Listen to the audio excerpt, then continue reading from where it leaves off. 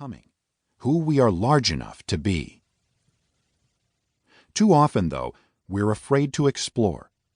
We don't realize that in this new place, informed by loss and also by astonishing joy, we have the opportunity to claim our authentic self. But this is what my life and work have taught me. If we take the risk of shedding outworn roles and expanding our definition of ourselves, we can let our souls lead us to the full expression of who we are, the self we were always meant to be. That is the promise that belongs to us as we grow toward wisdom. This book is a guide to the journey. Allowing ourselves to accept the true gifts of age brings us into our own, and it can open us to a kind of peace we've likely never known. But I learned that only reluctantly.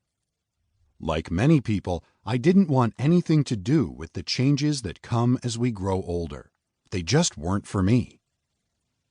Without thinking too much about it, I had always assumed that once I became an adult, I would carry on with the same sorts of ambitions, goals, and desires for the rest of my life.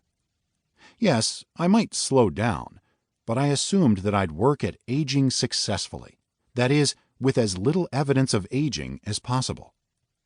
There was no reason to think I wouldn't stay essentially healthy, active, youthful, and successful for the rest of my life. I figured I might slow down some, maybe take things at 3/4 speed in my 90s, but even then, I imagined I'd be the same as always. What shocked me, as I absorbed the losses I faced in my 50s and 60s, was how much they changed me. I began to realize that I wasn't the same, inside or out. I can pinpoint the moment when the business of aging got personal. I was in an exercise class, not an over-the-top boot camp, but a gentle session focused on body alignment. I was lying on my back, stretching my leg over to one side. Simple, especially for someone like me. I'd been working out since I was in my teens, and I still went to the gym regularly to do a weights routine.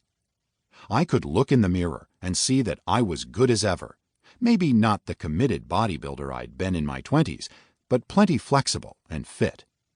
If anyone wanted proof that 60 is the new 40, they could just snap my picture.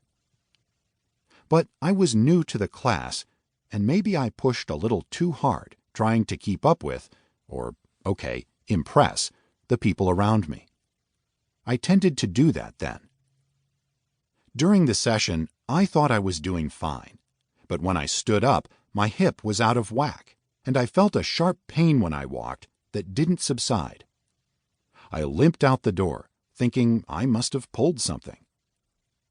When I was still limping a week later, I went into I can solve this mode. I got a massage. Then I tried rolfing and yoga and every kind of body work and alternative therapy you can imagine.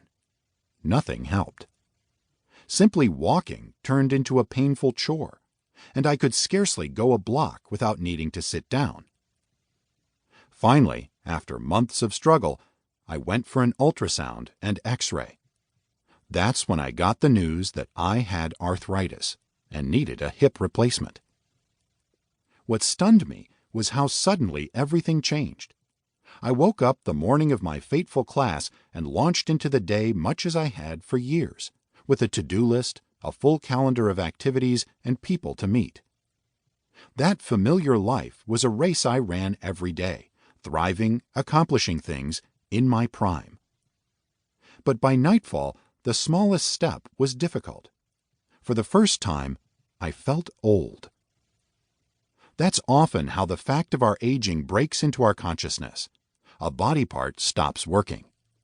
The barrier that seemed to keep us invulnerable to loss or injury gets flimsy. Routines that used to satisfy us feel empty.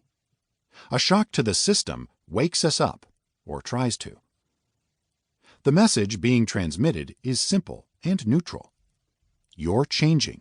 Time for something new. But we don't tend to read it that way. It's common instead to imagine that we've started on a horrific narrative of decline in which we lose everything. To keep listening to this audiobook, I've left you a link in the description so you can do it, at no cost thanks to Audible's 30-day free trial.